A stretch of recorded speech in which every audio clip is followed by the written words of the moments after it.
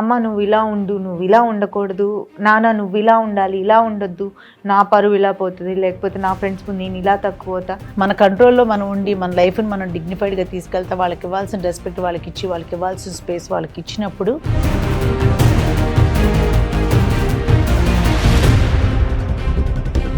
ఆ వయసులో పిల్లల దృష్టిలో వాళ్ళు నెగిటివ్ అయిపోయి వాళ్ళ ప్రేమాభిమానాలకు దూరం అవుతుంది తప్ప సాధించేది మాత్రం ఏమీ లేదు.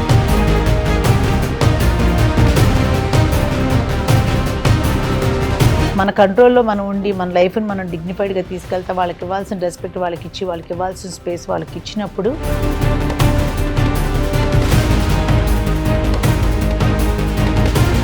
పేరెంట్స్గా అక్కడిది ఇక్కడ ఇక్కడిది అక్కడ దాన్ని యాక్సెప్ట్ చేసే విధానం అనేది ఈచ్ వన్స్ మైండ్ సెట్.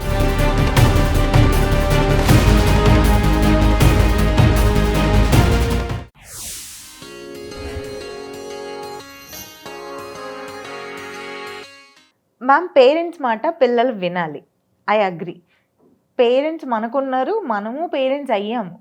ఎంత వయసు వచ్చినా మన పిల్లలు మనకి చిన్నపిల్లల్లాగే కనపడతారనేది వినడానికి బాగానే ఉంటుంది. కానీ కొంతమంది పేరెంట్స్ దీన్ని అడ్వాంటేజ్గా తీసుకొని ఎంత వయసు వచ్చినా నేను డామినేట్ చేయాలి, నా మాటే వినాలి, నేను ఇంకా మంచి చెడు చెప్పుకుంటూనే పోతాను అనే ధోరణిలో కంట్రోల్ చేసే ప్రయత్నం ఎంత వయసు వచ్చినా 40-50 వచ్చినా చేస్తూ ఉంటారు. ఇటువంటి వాళ్ళు వాళ్ళ మర్యాద వాళ్ళు ఎలా కాపాడుకోవాలి, ఎంతవరకు ఇన్వాల్వ్ అవ్వాలి అనేది మీ నుంచి. జనరేషన్కి మధ్యలో రూప చాలా గ్యాప్ వస్తుంది. అంటే మనం చూసిన ప్రపంచం, లైక్ మా అమ్మ నాన్న చూసిన ప్రపంచం నుంచి నేను చూసే ప్రపంచానికి ఇంత వ్యత్యాసం ఉంటే, నేను చూసే ప్రపంచం నుంచి మై చిల్డ్రన్ చూసే వ్యూకి, లైఫ్ స్టైల్కి చాలా వ్యత్యాసం ఉంటుంది. ట్రూ.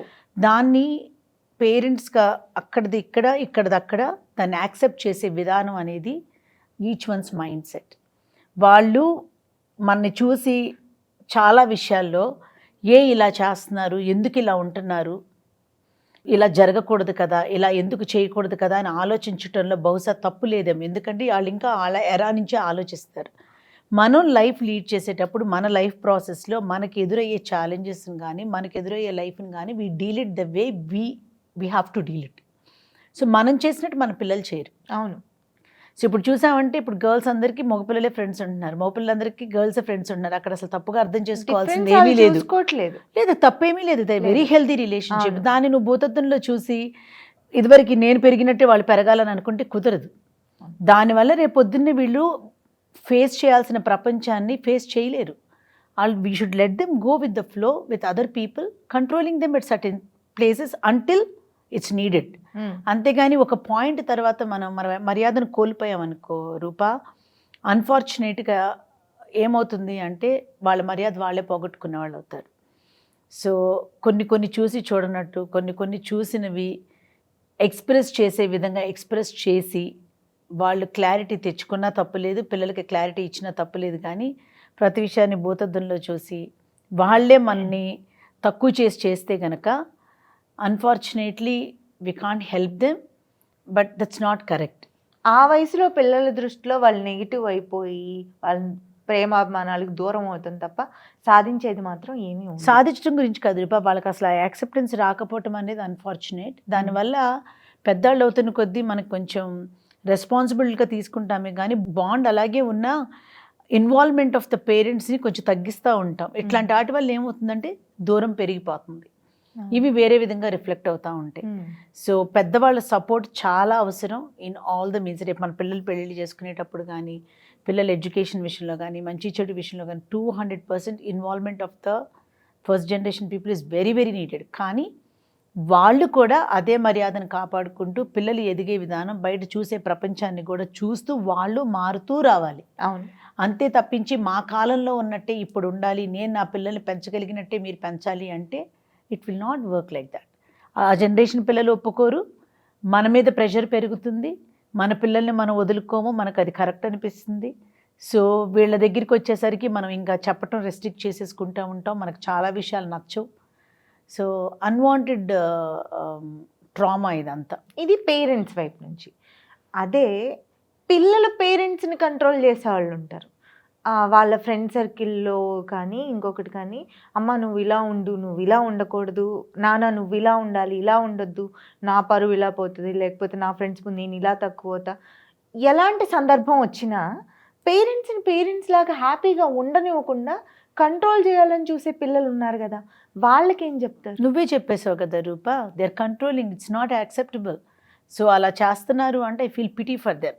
వీళ్ళ స్పేసు మనం ఎలా ప్రొటెక్ట్ చేయాలని అని అనుకుంటున్నామో అలాగే వాళ్ళ జనరేషన్కి ఇవ్వాల్సిన రెస్పెక్ట్, వాళ్ళు వచ్చిన వాతావరణం, వాళ్ళు పెరిగిన వాతావరణానికి ఇవ్వాల్సిన రెస్పెక్ట్ మనం always we should give them.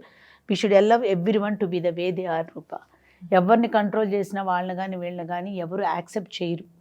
Things have changed. కొందరు మారుతారు, కొందరు మారరు. మారిన వాళ్ళని మారమని చెప్పే విధానం it depends on how they deal it. నేను కొన్ని సందర్భాలు చూశాను మ్యామ్. నాకు అది హర్టింగ్ అనిపించింది. ఇప్పుడు ఒక ఏజ్ అంతా కష్టపడతారు, పిల్లల్ని పెంచుకొని పెద్దవాళ్ళని చేసుకుంటారు, ఎంజాయ్ చేసే ఏజ్ని సాక్రిఫైస్ చేసేవాళ్ళు చాలామంది ఉంటారు. సరే ఇప్పటికన్నా మన లైఫ్ మనం బ్రతుకుదాము అన్నప్పుడు ఇటు పేరెంట్స్ కంట్రోల్ చేసి, ఇటు పిల్లలు కంట్రోల్ చేసి, దట్స్ నాట్ యాక్సెప్టబుల్ కదా. That's how it goes with everyone కదా. వాళ్ళు వాళ్ళ లైఫ్లో అలాంటి ఛాలెంజెస్ చూసేసి ఉంటారు, వాళ్ళ అత్తగారులతో, ఆడబిడ్డలతో, వాళ్ళతో. మన దగ్గరికి వచ్చేసరికి అలాంటివి లేకపోయినా ఇంకో రకమైన ఛాలెంజెస్ ఉన్నాయి. అండ్ టుమారో వాళ్ళ kids also will face their own challenges.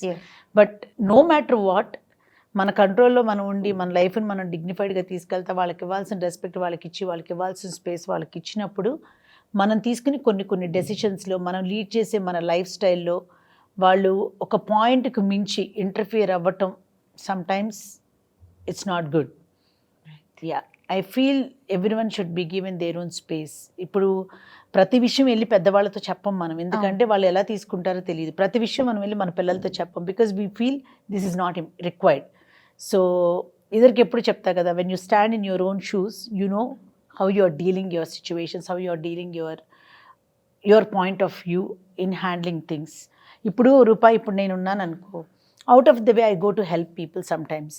That may not look nice to people who look at me, కానీ when my intentions are good and when I'm trying to do something nice and I'm very sure what I'm doing is apt, I should stand on it. So అట్లాంటప్పుడు చూసిన వాళ్ళు నువ్వు ఇలా చేసి ఉండకూడదు, ఇలా చేయకూడదు, ఇలా అలా అనుకున్నప్పుడు that doesn't hit me right, especially from the family members. So each one's focus is different, Rupa. Right.